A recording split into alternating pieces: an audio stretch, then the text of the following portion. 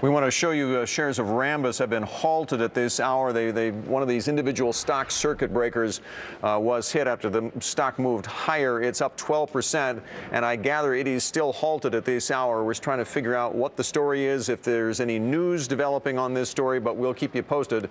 But at any rate, Rambus up 12+% now at $21.60. Mandy?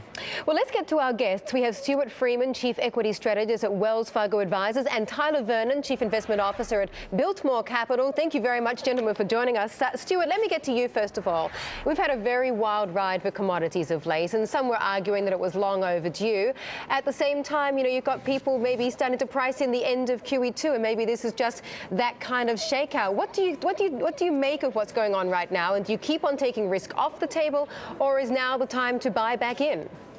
I think we'll probably see some softness in commodities for a while. We've had a change here where the Fed is slowing down QE2. Sometime next year, perhaps the Fed starts raising rates slowly.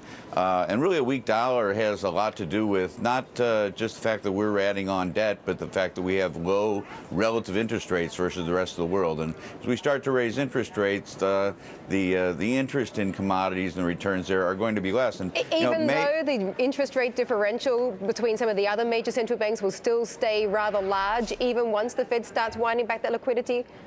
They will be, but they'll be going in the other direction. I think the commodity market will care, and I think the gold market will care as that starts to take place. Tyler, do you think this reversal for the dollar, for the commodity prices, for stocks, is more about our economic situation, or is it more about what's going on in Europe right now? I think it's certainly about what's happening here. I think now that we're winding down QE2, there's not as much buzz about a QE3. I think that's better for the dollar. It's taking the risk trade off at this point. Bernanke said here a year ago that he wanted asset prices to inflate, and we certainly have that at this point. So I think, now that that's settling back in, it's pushing up the dollar in the short term. It's pushing down commodities. But I think as we get long term, we look at emerging market demand for these type of commodities. We have an unbelievable demand there. Over the longer term, I think commodities are kind of come back, and I think we get more inflation. All right. We're sorry for the technical difficulties that shortened this segment, but thank you both for joining us. Have a good weekend. Thank you.